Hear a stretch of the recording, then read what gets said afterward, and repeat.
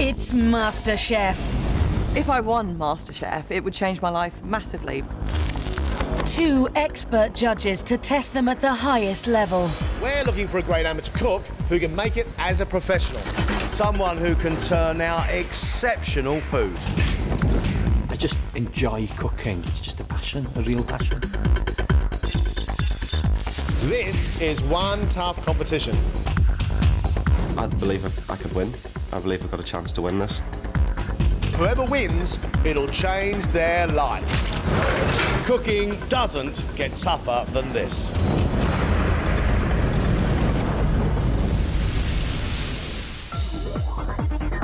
These 6 contestants all want to become the next star restaurant chef. But only one will get through to the quarter-final. They face 3 tough tests. They have to invent a dish from scratch. With a piece of roast cod, it would be a fantastic dish, but there ain't no cod. They have to survive the pressure of a professional kitchen. We need to stop her and do it again, OK? And impress the judges with their own recipes. But this is like real cooking from the heart, and I kind of don't want to change you. All in just 2 days. Give us something you want to eat, and show us some cookery skill, and you will be going through to the next round. Let's cook. It's the quick elimination test. Deciding which 3 stay are judges John Terode. Today is about showing their skill. It's about their repertoire. And food writer and ingredients expert Greg Wallace. If they ever wanted a chance to showcase their talents, it's right here and right now. The contestants have 40 minutes to invent a dish from any of today's ingredients, including mussels, raspberries, chocolate, pastry, cherry tomatoes, broad beans, linguini, anchovies, and goat's cheese. Born in Enniskillen in Northern Ireland, David has very strong ideas on food and what he wants to do with it. I believe in simple flavours, letting food taste the way it should, and using the best ingredients. David, you're a MasterChef. There must be a reason. It's all about cooking for me. It's all about cooking good food, seasonal food, good ingredients. I could see myself running a restaurant, owning a restaurant back home in Northern Ireland. So are you here today to try and find out whether you really are a good cook or not? Well, I guess the outcome of today will tell me that or not. 28-year-old Sarah is counting on her unusual style to make her stand out from the others. My style of food is traditional recipes, but with an edge. I'm going to make a sort of a crunch crumble dessert, and it's going to be served with raspberries. Don't you put the crumble on top of the raspberries? Call me old-fashioned. This is going to be a slight alteration of it. I'm going to make a cream and meringue topping. Wow. So we're going to get a meringue and a crumble and raspberries and cream. Can you do that? I'll have a go. I'm here at MasterChef to prove that I'm a chef, not just a home-based cook, that I can cook something special. Dowie, it's a good Welsh name. It is, isn't it? Why are you here on MasterChef? I'd like to open my own place in North Wales, concentrating mainly on Welsh cooking, Welsh produce. So you got a dream, you know what you want to do. Are you a good enough cook? We'll wait to find out. You're halfway there, guys. 20 minutes is gone. 23-year-old Bijal learned Gujarati cooking from her mother, but she now wants to run a brasserie of her own. Cooking definitely gives me an adrenaline rush and I thrive upon it. So being in the kitchen, being under that pressure would be brilliant. Bijal, what's your dream in life and why are you here? I would eventually like to have my own restaurant. I've left my job because of it as well. So I just want to go for it. Are you good enough? I hope so. I'll definitely give it my best shot. Who tells you you're good? My fiancé, so maybe he has to. Sheep farmer Mary likes to cook game sourced from the countryside around her Sussex home. I like to use my own products, so I like to cook proper lamb, I like to cook proper vegetables, I like them to be in season, I like them to be British, and I think that we've got some of the best food in the world. G'day, Mary, how you doing? I'm fine, thank you. Tell us about your dream. To combine my passion for being a farmer and raising good quality produce with my passion for cooking. Tell us what you're going to make for us that is going to put you through to the next round. It's going to be a chocolate souffle. Oh, a chocolate souffle? Yeah. First round of MasterChef? Yeah. And you're going to make a souffle? I'm going to try and make you a souffle, yes. Brave girl! You've got just 10 minutes left, ladies and gentlemen.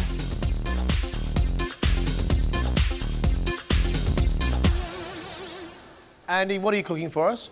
Goat's cheese and onion tart with some cherry tomatoes. You had a bit of a conundrum, didn't you? I did, yeah. I made the schoolboy error of making my tart on the chopping board and then forgetting to put it on the tray. So I had to do a quick re-roll of pastry. Well, you've only got about 9 minutes of cooking left. Do you think your pastry's going to be cooked by then? Yeah, says he, turning up the oven. Economics graduate Andy knows he has a passion for food, but is determined to improve his skill and become a winner. Although I think I'm a good cook already and I understand food, I know there's lots of room for improvement. One of the really exciting things about MasterChef is that it's going to be a big learning experience. Whoa! 3 minutes! 3 minutes!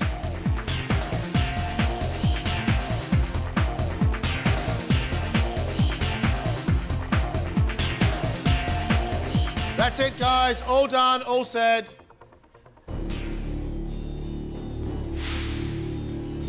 Gujarati cook Bijal has made linguini with cream, anchovies, capers, goat's cheese and pancetta. It's the biggest bowl I've ever seen. It's a hearty portion there. It's not particularly pleasant because there's far too much going on. I sort of get the feeling that if you'd have a chocolate bar to hand, that would have gone in there as well. Bijal, tell me you don't normally cook like this. I cook for friends. They love my food. I can cook. Passionate cook Andy is hoping his goat's cheese and onion tart will be good enough to get him through. Andy, the big thing that worries me right now is that tart only cooked for about 10 minutes.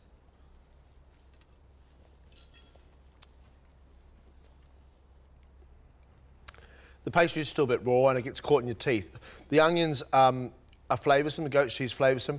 It's not bad. You do know what ingredients go together. Cookery skill, jury's out on that one.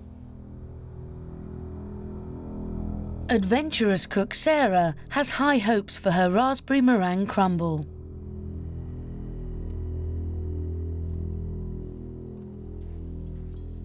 Actually, what it tastes like is a jammy dodger run over by a steamroller and then poured on a plate.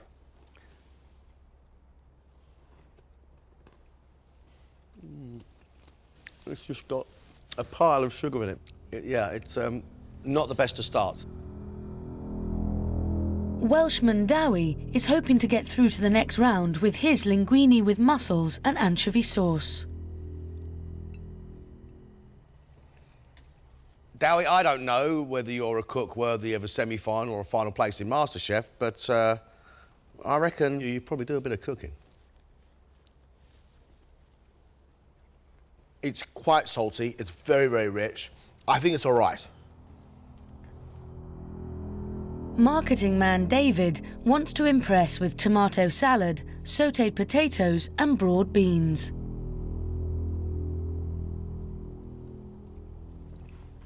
Oh, it's very tangy. Nicely. But it's not a complete dish. I think what you've done is you've prepared 3 side dishes, not a whole coherent plate of food. Flavour-wise, the beans are delicious. And with a piece of roast cod, it would be a fantastic dish, but there ain't no cod. Sheep farmer Mary has attempted a chocolate souffle, but will it win her a place in the next round? It's not a great souffle, but it's a very brave attempt and it's not bad at all. Thank you. First round, chocolate souffle, raspberry sauce. Good on you. We're fairly impressed with what you've done. We have to ask, is it luck or are you a really good cook? I think I'm a very good cook. We need to make a decision. At the end of it, 3 of you will be going home. Off you go. Well, it's MasterChef. 6 people who want to live their dream. They have to have skill. They've got to have knowledge. But right now, they've just got to be able to cook one coherent plate of food. I think Mary shows promise just because she's brave. Mary's souffle, it did work. That is game. That's a person who is willing to stick their neck out because they're here to win. I think I've shown skills. I've shown that I can cook and that I understand recipes. So hopefully they'll appreciate that. Mary should stay. Can we talk about Sarah? Oh, that's madness. Sarah had no idea where her dish was going or what it was going to be. She said it was going to be a crumble. Well, it wasn't a crumble. She said she was going to do a meringue. She didn't do a meringue. It just tasted like a big sugar bar with some raspberries. It was bad news. Unless they want jammy dodgers in the next round, then no, that's it. That's the end of this for me. So right now we've got Mary in, Sarah out. Dowie made a bowl of pasta, and actually the flavours were pretty good. It was very strong, very rich. He cooked the pasta, he made a sauce, and he actually made a decent sauce, and he cooked the mussels okay. I don't think Dowie should go out now. I think he needs another chance. But then I go across to Bijal, and the idea of that bowl of pasta with cream, anchovies and capers, topped with a disc of goat's cheese, then finished off with a couple of strips of bacon. Does the girl really cook? It's fingers crossed cooking. Absolutely gutted. Too many ingredients together, didn't work well together. I've let myself down dramatically, yeah, completely. We now have Mary and Dowie in. Yep. We now have Sarah and Bijal out. Yep. And let's talk about the attributes of Andy and David. The problems with Andy are obvious. It was sloppy and it showed very little skill. The idea of just cooking some onions, sprinkling over some goat's cheese and not seasoning it, it was okay. He does know which ingredients work. I don't think I've proven that I'm a great cook today, but hopefully I've proven that I'm a competent cook and it's enough to get me through. Andy delivered us a complete plate of food, as the tart and the salad. David didn't. Without a piece of meat, the guy didn't know what to do. I felt that I did the best that I could have with the ingredients that I had. Yes, you didn't have a piece of meat, but every single component part of his dish had flavour and it was done well. But actually, Andy's, you know, he might know what flavours he goes together, but does he really, really cook? Right, decision time. Who's it going to be?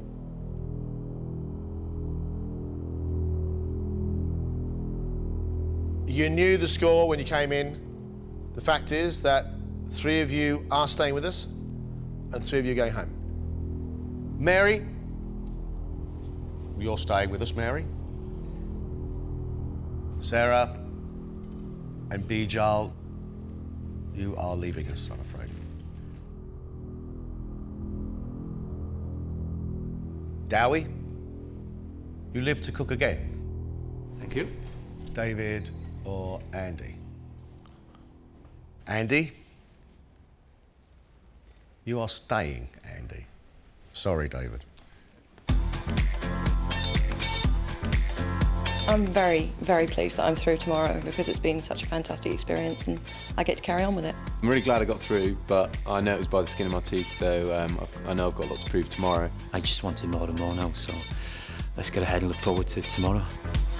For the moment, they can relax. But tomorrow, the pressure is on as they face 2 more daunting tests. It's early morning on day 2, and the contestants arrive at Refettorio, a stylish Italian restaurant in the city of London. One Tuscany half and half, table 10, please. Head chef Mattia Camorani is expecting to do at least 80 covers for lunch. You know, you need to be fast, precise, and obviously we need to make good food today. Let's go to work. Liver, medium, 2 linguine. Yes, chef. Farmer Mary is making pan-fried calf's liver with spinach and a balsamic vinegar reduction. She's used to doing things her own way, but in a professional kitchen, there's only one boss. in the oven. Back in. For another 2 minutes at least. Okay, if I pop it in that pan. No, in this pan. Well, then I can't make my sauce. 1 minute. Yes. Take them out in the tray under the salamandra. Yes, going in. In the last minute, you make your sauce. Okay. Spinach hot. Okay. Monkfish, liver, medium, okay? Yes, chef. Welshman Dowie is in charge of the char-grilled monkfish with wilted Kos salad, tomato and green olives. I'm scared of breaking it. Okay, leave it there then. His first attempt goes badly wrong as he turns the fish before it's properly cooked. We need to stop her and do it again, okay? Dowie has to start from scratch. One more monkfish on, now. Thank you, chef. You learn. That's the only thing I can say. 2 pappardelle starter. Yes, chef. Andy is in charge of a pasta dish, pappardelle with broad beans and rocket. Andy, Yeah. never leave the pan. When the pasta is ready, out, yeah? Eager to learn, Andy is determined to meet Mattia's exacting standards. Yeah.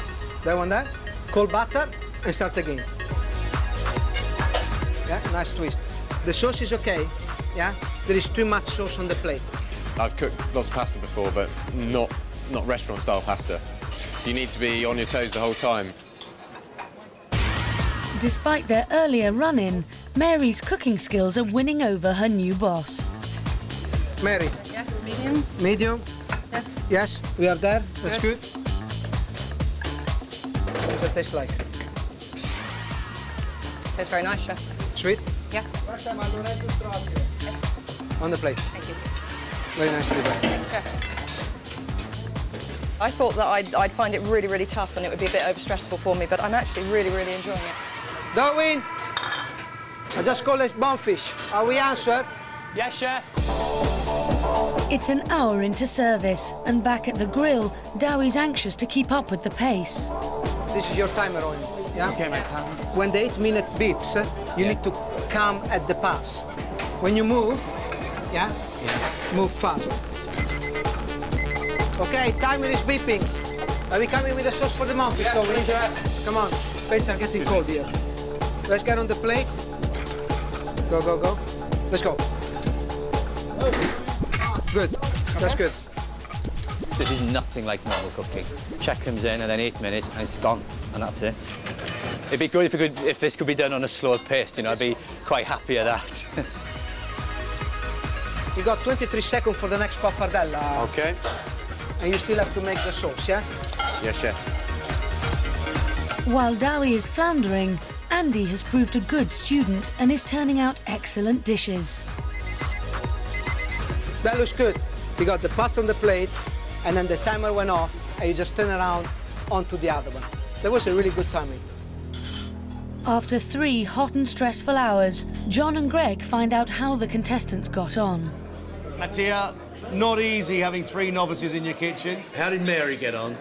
I think she may be used to be the boss. But not in your kitchen. No, definitely not in my kitchen. She got the cooking right on the liver, and she did quite well. And Andy? He came out strong. You know, he was determined, confident, and willing to do things and do it well. Tell me about Dowie. Dowie, he didn't get the fish right on the first order. We actually had to throw away the fish. The next fish, he was able to grill them, but the timing wasn't so right. It was a little bit late. Okay, $1,000,000 question. If you had to employ one of our guys, which one and why? I would say Andy. He had a grip on what he was doing, and he showed me that he can stand up in the kitchen.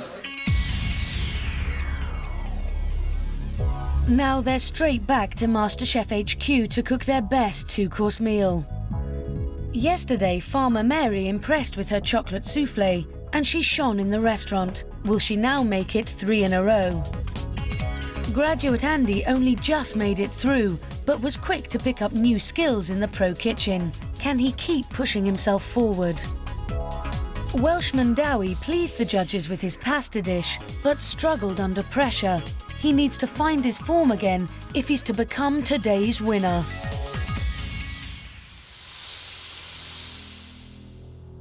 Do it.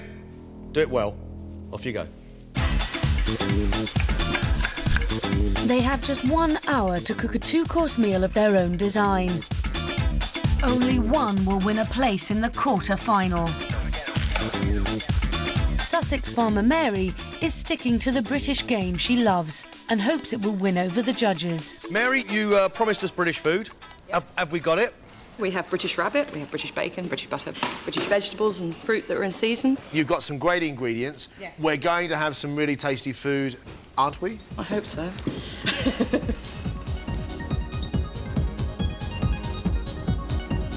It's no good just talking it up. You've got to execute it and serve it up beautifully. After a successful round in the pro kitchen, Andy has decided to prove his culinary skill with a Thai menu. You're cooking Thai, Andy. I am. One of John's favourite cuisines. That doesn't scare you? Maybe slightly, but hopefully he'll enjoy it and it'll go down well. Are you doing this style because this is the style you really, really love? It's one of the cuisines I'm passionate about, so I think that's a great place to start. Thai cuisine, quite excited about it, but unless it's done properly, it's bland. That's going to be his big problem today, I think. Guys, listen up. You have 10 minutes. Dowie is hoping his dishes will demonstrate his ability to combine flavours, but nerves are getting the better of him. Dowie, I've got to say right now, you're looking a bit pained. I am. This is a bit doughy. It's a bit sticky at the moment, I think. What are you making for us? Ravioli of mussels, sun-dried tomatoes and anchovies. Very strong flavours. Yeah? Do you think right now is probably not the best time for us to be talking to you? Yeah. Dowie's menu, really, I think that's fantastic. But we've seen contestants talk up their menus before. It's in the execution. 3 minutes, guys.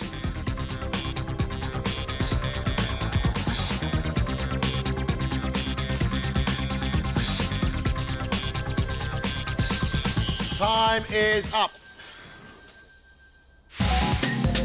Dowie's dreams of a quarter-final place are resting on a mussel and anchovy ravioli, followed by rack of lamb in a wild garlic sauce. Your pasta's really thick and it's quite hard to chew, but the flavours are really good.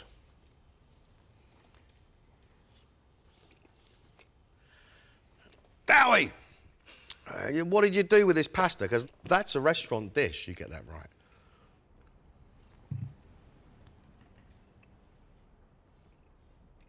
I think you've cooked your lamb beautifully. There are glimpses of a very, very good cook fighting to get out there, Dowie. I think it's okay. I think it looks a lot better than what it delivers, and it looks great. Can Mary show cooking and presentation skill with rabbit in cider and tarragon sauce, followed by a rhubarb and ginger fool with polenta shortbread? I think the basis of this dish is actually very good. I think it'd be worthy of a restaurant table, and I think you just got to get a lot more flavour in there. This is like real cooking from the heart, and I kind of don't want to. I kind of don't want to change you. But with a cookery competition, I have got to learn to refine it. I mean, I have, and actually, to be fair, I've worked on that. This presentation is after you've worked at it. Where'd you do it at home? In a bucket? No. I am slightly frightened of it. It looks like something out of Shrek.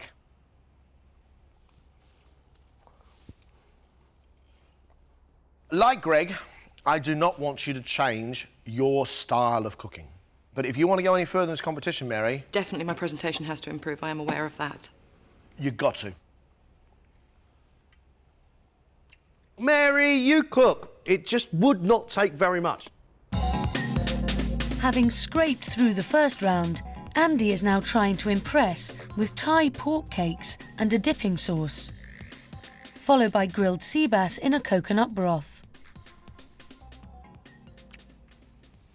It doesn't pick me up and give me a great big kiss, but I can't knock it. I can't criticise it. It's without error. It's such a lovely, clean flavour that's going with it. It's not fatty, it's not greasy. They'll come out really nicely, and I think you've done it really well. Let's move on from your starter. Well, that kisses me. No, I think that's rather lovely. The broth, it needs something else to bring it up to make it alive, because that fish is delicious.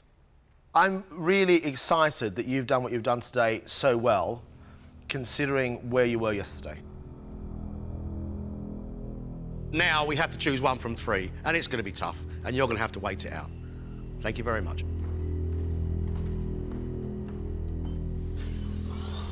MasterChef, quarter-final place at stake. We are looking for somebody who is an amateur, wants to be a professional, somebody who understands the food that people want to eat.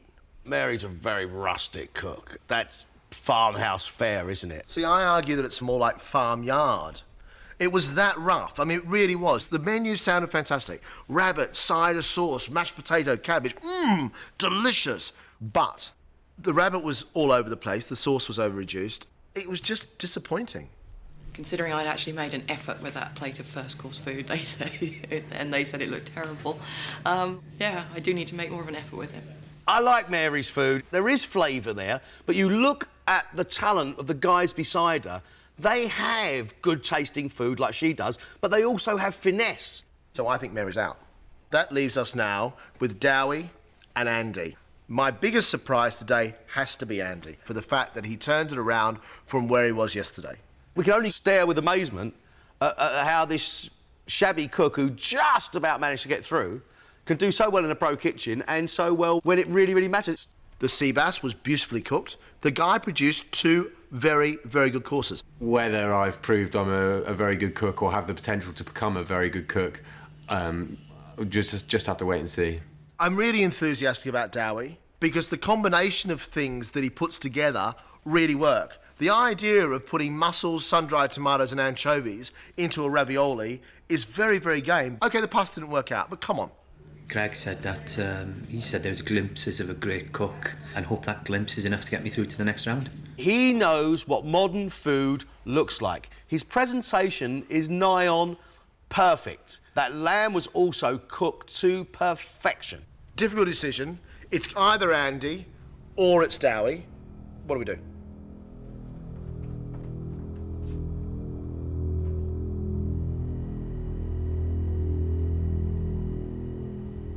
We have made a decision.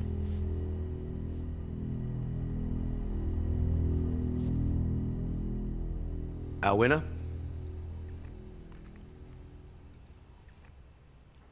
is Andy.